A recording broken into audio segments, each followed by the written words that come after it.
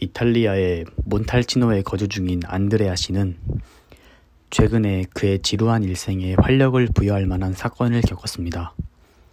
그는 그의 SNS에 게시물을 하나 올렸습니다. 나는 그곳으로 예상치 못한 여행을 떠났고 엄청난 사건들을 겪었다. 내가 여태껏 여행한 수많은 나라 중 그 어떤 나라와도 견줄 수 없는 경험이었다. 라는 문장으로 시작하는 게시물을 올렸습니다. 과연 그에게 어떤 사건이 벌어진 것일까요? 지금부터 바로 알아보겠습니다.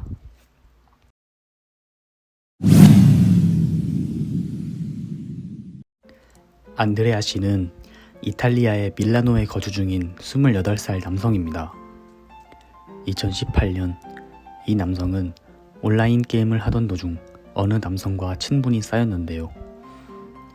상대방은 타케시라는 이름의 일본인 남성으로 그는 일본 삿포로에 거주 중이었습니다. 온라인 게임을 처음 시작한 타케시가 게임을 어떻게 진행해야 하는지 어려움에 처했을 때 안드레아 씨가 도움을 주면서 그들은 조금씩 친분이 쌓이기 시작했죠. 그들은 게임을 하면서 여러 이야기를 주고받았고 서로의 인생, 고민, 걱정들을 들어주며 각별한 사이로 발전했습니다. 함께 게임을 한 지 2년 정도가 지났을 무렵 타케시가 안드레아에게 한 가지 제안을 건넸습니다. 안드레아, 일본에 놀러오지 않을래? 우리 알게 된 지 2년이 넘었는데 아직 서로의 얼굴도 보지 못했어. 라고 말했습니다. 안드레아는 안 그래도 구직기간이라 시간이 남아 도는 상황이었고 최근 들어 게임만 하는 지루한 일상에 변화를 주는 것도 나쁘지 않겠다는 생각을 했습니다. 안드레아는 타케시의 제안을 받아들였고 다음 달인 8월 일본에 여행을 떠나기로 결정합니다. 약속한 8월이 되자 안드레아는 밀라노 공항으로 향했습니다. 순조롭기만 할 것 같던 그의 여행에 시련이 닥쳐왔습니다. 바로 태풍 제비가 일본에 상륙한 것인데요. 태풍으로 인해 당일 일본으로 향하는 비행기가 결항이 되자 안드레아는 당황한 기색을 감출 수 없었습니다.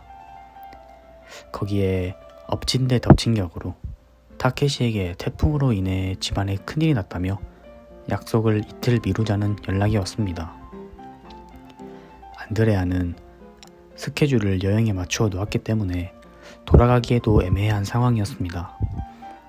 마침 공항까지 왔고 어차피 여행을 떠나기로 마음먹었기 때문에 일본 바로 옆에 나라인 한국에 이틀 동안 홀로 여행을 하고 일본으로 향하기로 결정했습니다.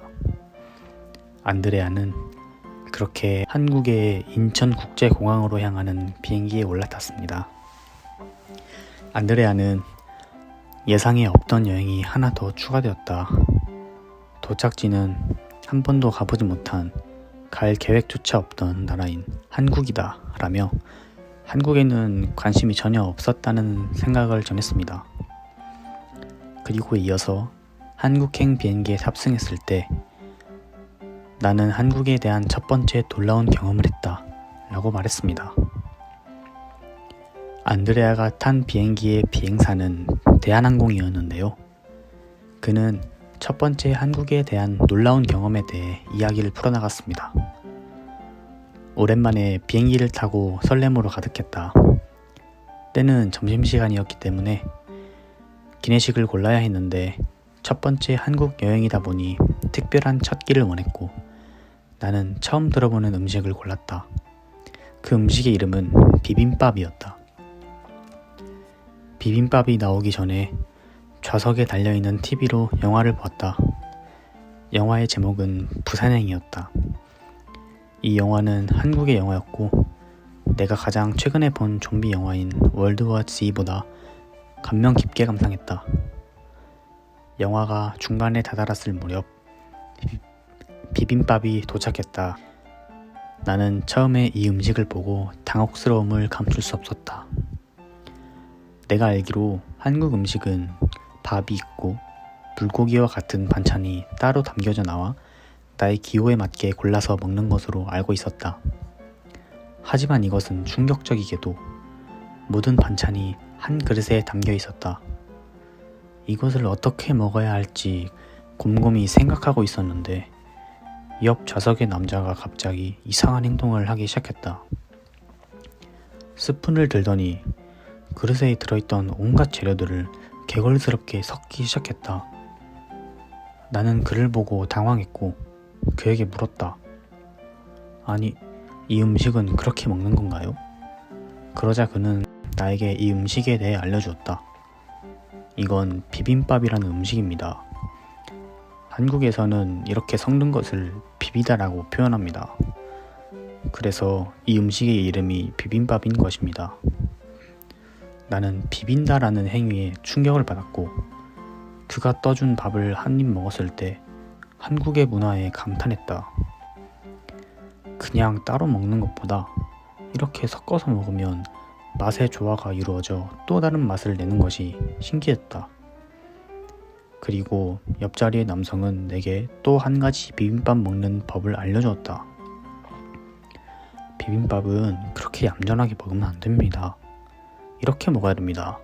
라며 한 스푼 크기의 밥을 떠서 개걸스럽게 먹기 시작했다. 그는 이번이 4번째 한국 여행이라고 말했다. 나는 한국행 비행기에 올라타길 잘했다는 생각을 했다. 한국은 신비한 문화가 가득할 것 같았다. 한국의 비빔밥에 놀란 듯한 안드레아. 하지만 그는 이것이 한국 문화 충격의 시작에 불과하다는 것을 알았을까요? 인천국제공항에 도착했다. 이곳은 내가 여태까지 가본 공항 중 가장 크고 멋진 공항이었다. 수많은 사람들이 그들만의 방문객을 맞이하고 있었다. 면세점에서 간단하게 쇼핑을 하고 나의 여행지인 부산으로 향했다. 부산으로 향하기 위해 KTX를 이용하기로 했다. 인터넷에 검색해보니 한국에서 가장 빠른 열차이면서 전 세계에서 6번째로 빠른 열차라는 것을 알았다. KTX를 타기 위해 서울역까지 지하철로 이동했다. 나는 여기서 2번째 충격적인 한국 문화를 경험했다. 언뜻 보기에는 이탈리아의 지하철과 다른 게 없어 보였다. 하지만 1호선 열차에 탑승하고 얼마 뒤 난 충격적인 것을 보게 되었다. 바로 한 남성이 지하철의 손잡이를 잡고 운동을 하고 있던 것이다. 이 남성은 모두의 시선에 아랑곳하지 않고 그만의 트레이닝을 즐겼다. 지하철에서 손잡이로 풀업, 이후에 바닥에서 푸시업까지 하는 행동은 그야말로 나에겐 충격이었다. 그보다 놀라운 건 당연하다는 듯 대수롭지 않게 여기는 다른 승객들이었다. 수많은 사람 중 나 혼자만 그를 신기하게 쳐다보는 것 같았다. 그 이유가 궁금해 인터넷에 검색해보니 한국에는 이른바 지하철 빌런이라는 것이 존재했고 이들은 주로 내가 타고 있는 1호선에 등장했다. 한국인들은 이것을 하나의 밈으로 여기고 있었다. 나는 여기서 한국은 특별한 경험의 여행지로서 무궁무진한 가능성을 가지고 있는 나라라고 생각했다. KTX에 탑승하고 왜 KTX가 세계에서 가장 빠른 열차 6위에 해당하는지 알게 되었다. 서울에서 부산까지 거리가 300km가 넘는데 2시간 반 만에 도착했다. 정말이지 엄청난 속도였다. 나는 다른 나라를 여행할 때는 어떤 교통수단을 이용해도 답답함이 존재했는데 KTX는 쾌적하고 조용한 환경에서 빠르게 이동하니 정말 좋았다. 유튜브를 보고 이것저것 하다가 잠을 청하려 할 때쯤 부산에 도착해버렸다. 부산에서 3번째 놀라운 경험을 했다. 나의 목적지는 해운대였다. 이동을 위해 택시를 탔는데 충격적인 경험을 했다. 그는 알아듣기 힘든 억양의 사투리를 쓰면서 나를 한시도 조용히 있지 못하게 하였다. 외국인 손님을 많이 받아서 익숙한 것인지 간단한 수준의 영어를 구사하며 나에게 이것저것 캐물었다. 나도 영어를 어느 정도 할 줄 알기에 택시기사와의 대화가 통했다.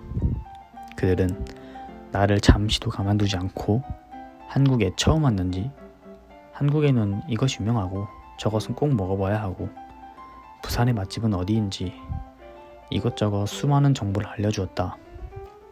그리고 부산의 택시기사들은 모두 카레이싱 선수 출신인 건가? 상남자 같은 운전 스킬을 구사하며 나를 순식간에 목적지로 인도했다. 택시에서 내리고 나는 혼이 빠진 듯한 기분이었고, 이 같은 택시는 어느 나라에도 존재하지 않을 것만 같았다. 이후에 안드레아 씨는 마지막 한국에 대한 놀라운 경험으로 한국의 시장에 대한 이야기를 하였습니다. 택시기사는 부산에 오면 돼지국밥은 꼭 먹어야 한다고 나에게 말했다. 나는 카레이서의 말을 따라 부산의 시장으로 향했다. 그곳에서 나는 마지막 한국에 대한 놀라운 경험을 했다. 당신은 8,000원으로 배 터지게 식사를 할 수 있다면 믿을 것인가? 이 믿기지 않은 일이 한국에서는 가능하다. 돼지국밥을 먹기 위해 부산의 한 식당에 들어섰다. 8,000원짜리 국밥을 주문했고 국밥이라는 음식에 대해 매료되었다. 펄펄 끓는 국물에 밥을 넣어서 먹으라는 아주머니의 말을 따라 먹어봤다. 뜨거운데 땀을 뻘뻘 흘리며 먹는 국밥의 맛은 정말 일품이었다. 너무 뜨겁다고 아주머니에게 말하자 원래 그렇게 먹는 거라며 그녀는 나를 보며 흡족하다는 미소를 띄었다. 마지막 한 방울까지 들이키고 밖의 시장을 둘러보았다. 나는 여기서 충격적인 경험을 했다. 배가 터지기 일보 직전인데 수많은 아주머니들이 나에게 음식을 들이미는 것이다. 나는 배가 불러서 먹고 싶지 않았기에 그들에게 돈이 없다고 No money 라고 말했다. 하지만 그들은 그냥 먹으라면서 나에게 끝까지 음식을 들이밀었다. 어쩔 수 없이 나는 그것들을 받아 먹었고 정말 배불러서 토할 것 같았다. 이 사악한 아주머니들은 그런 나를 보며 흡족하다는 듯 낄낄 웃어댔다. 알아보니까 한국의 시장에는 이렇게 정이 넘친다고 한다. 나는 이곳에서 8,000원밖에 지출을 하지 않았다. 하지만 내 배는 터지기 직전이었다. 8,000원으로 배 터지게 먹을 수 있는 곳이 정말로 존재했다. 음식을 받아 먹으며 아주머니들과 이런저런 이야기를 했다. 정이 넘치는 그들과 대화를 하니 나의 마음의 여유도 풍요로워지는 것 같았다. 이후에 배를 꺼뜨리기 위해 해운대로 향했고 바다와 수많은 사람들을 보며 한국에 여행 온 것은 정말 다행이었다는 생각을 했다. 나는 타케시를 만나기 위해 일본에 가려 했다는 사실은 까맣게 잊은 채 한국에 매료되어 이후로 3일을 한국에 있었다. 타케시에게는 정말 급한 사정이 생겨서 일본에 못 가게 됐다고 둘러댔다.